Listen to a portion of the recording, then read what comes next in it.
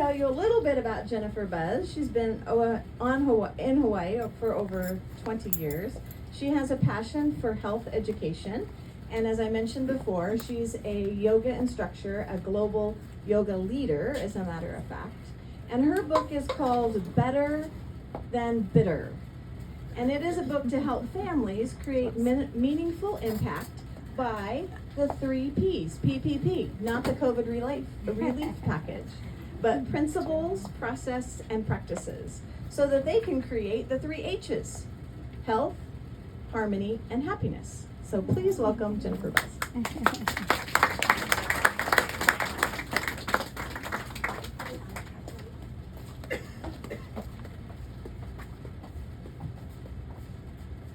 Aloha. Thank you all for coming tonight, and thank you to Joy and Brenda for hosting this event. So my wish is that the principles, practices, and processes at the end of each chapter in my book will serve as a framework and a natural strategy for moving towards an expanded perspective and contemplative reflection during life's challenging moments. Let's learn together to regulate our emotions with something as innate as breathing. So if you could just place your feet on the floor, you can bring the backs of your hands onto your knees, either palm face up or palm face down. And if you're comfortable with it, you can close your eyes and begin to become aware of your breath. Feel the inhalation and the exhalation. As you breathe in, you can say relax, and as you breathe out, release. Breathing in, relax, and breathe out, release. The breath is the quickest link to your central nervous system, so this is a simple technique you can use anytime, anywhere. Just focusing on your breath, the in breath and the out breath. And when you're ready, you can gently open your eyes and allow them to adjust to your surroundings. Happiness is an inside job. Life happens, and it happens fast. I want to live consciously and be accountable as a team. As the cold, stark winter progressed, we focused on our business and family. We had an investment and were in a position to make a substantial profit. Brian had visions of a new Harley Davidson, and I of a luxury purchase that would prove priceless. I dreamed of a wonderful, relaxing vacation somewhere warm and ocean framed. Travel is an extreme pleasure for Brian and I, and a cornerstone of our relationship. My choice won out with the reasoning that a holiday was an experience that was priceless and would never be taken away from us. Once you live it, it lives in you forever as remembrance. Memories are the most precious and valid currency. You can access them as you wish, etched forever in your mind and accessible in an instant.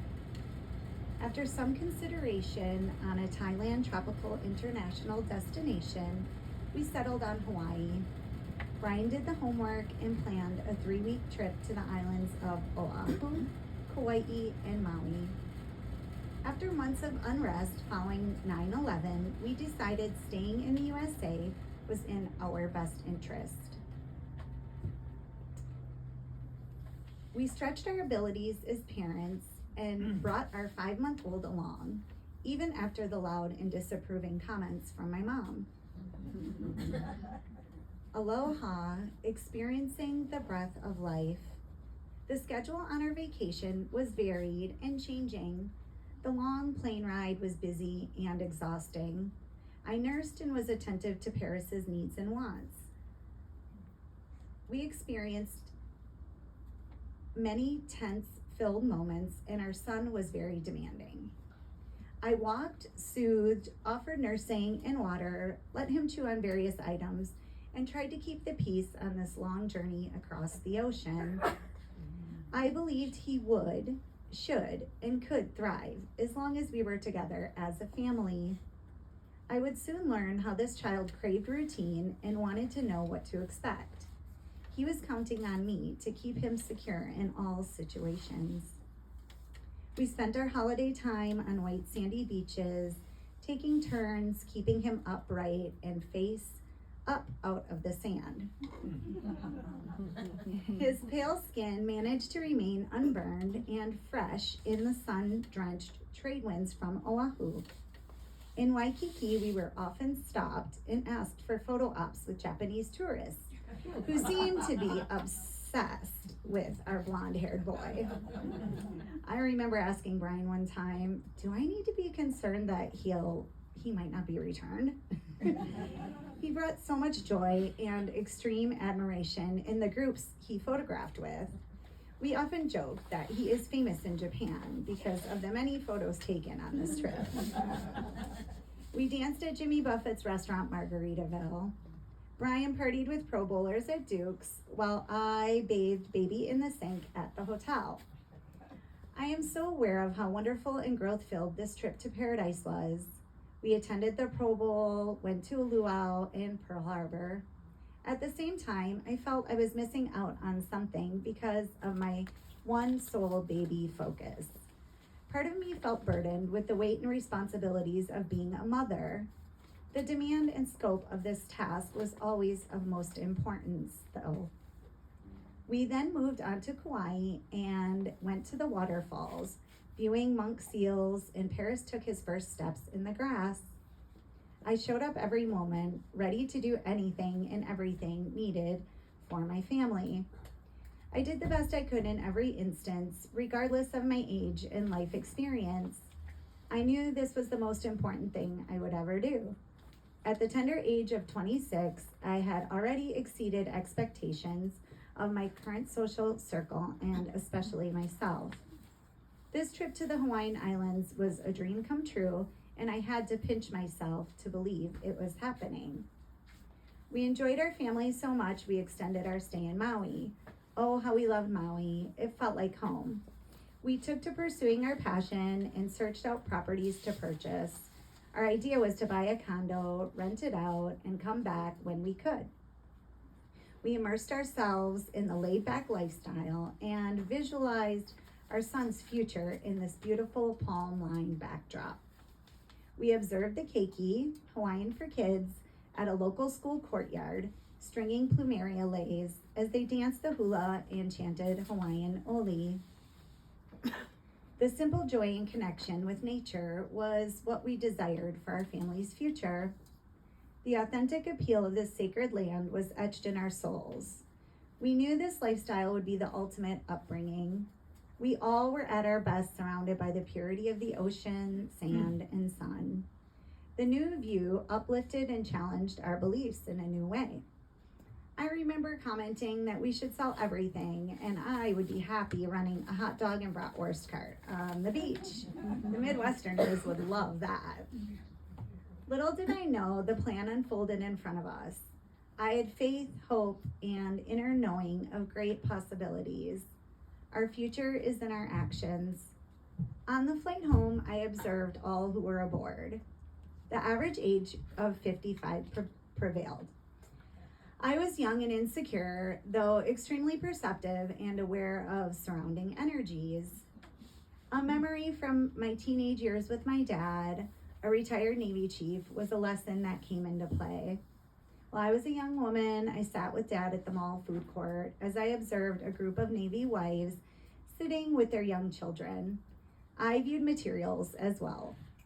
My dad asked who I thought was the most beautiful. I said one woman, and I asked his opinion. He said another. I was confused. The other girl did not have the best clothes, makeup, or any other item that made her the prettiest. When I questioned his answer, he replied that she was the only one smiling. Instantly, I was aware of her beauty because she was the only one smiling. I quickly got the message that beauty and happiness are created from the inside, and this was something I could control. At the tender age of 14, I was impressionable and hungry to be seen as beautiful by others. Back on the plane, I observed those who surrounded us. On the material level, they had all the stuff. The Aloha print floral shirts, skirts, pants, gold Hawaiian bangles, Tahitian pearls, gold fish hooks, etc. Yet, the one thing no one was wearing was a smile. I could read their story. All passengers were on their way back to winter and snow to slave at a job they disliked, to pay for the trip that they spent their life savings on. Not one person on that plane looked happy. The mood was somber and no one wore a smile. On that flight home, we decided to make any sacrifice and take any risk to live a life focused on happiness. We were totally dedicated to our family's future in Hawaii. It had the appeal, and we felt a calling to create our best life experiences here. As husband and wife, our child's future depended on us. As we returned to the comfort of our roots, we both had a new perspective and a shifted dream. We felt called to make Hawaii our home. We knew in our hearts and minds that the land had a draw and would offer the sustainability and family focus we desired. We could achieve peak performance and personal growth. Principle, alo, to be with, plus ha, the breath of life. Aloha. Aloha means to be with the breath of life. Hawaiians believe that as we transform our struggles, we heal the past and future generations. Practice, kahuna, a Hawaiian shaman or wise man who practiced the conscious attention and alignment with the universe. They know that survival depended upon it, and once this power was activated, all needs, insights, and blessings the world has to offer would be yours. Process, Hawaiian prayer. We call upon the prayers of the heavens from above. We call upon the prayers of below. With love, with my only love. This is a chant we sing to open the doorway to heaven and earth, as we are the bridge between heaven and earth. We honor the sun, the moon, the wind, and the earth. We talk to the trees, the rocks, and the flowers.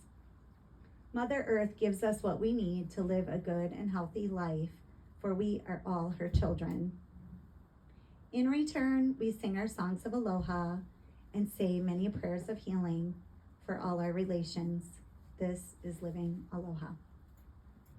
Thank you very much.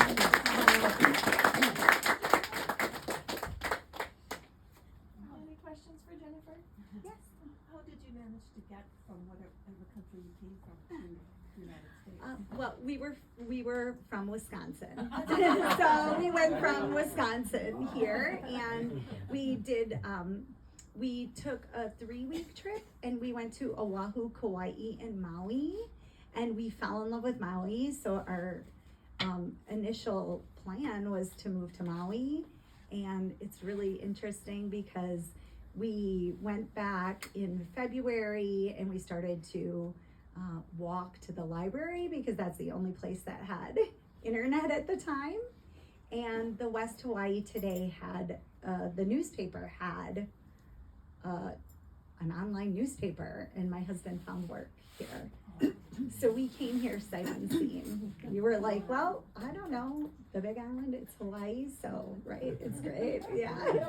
Yeah, you can't go wrong, so it was definitely the right choice. I think we're in our divine place. Yeah. Any other questions for Jennifer? Thank you so much.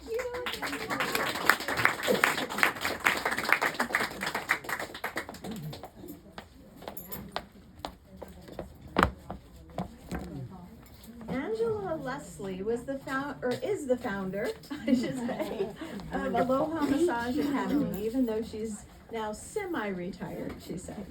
She's lived in Kona for 30 years, and in her semi-retirement, Angela spends most of her time writing, and she has authored 3 nonfiction books, and soon a fiction book, which we'll have you come back for, I forget, fall maybe, or we put it on the calendar. Anyway, this book is called Chicken Boots, and I can't wait to hear all the stories about chicken boots. We're all laughing for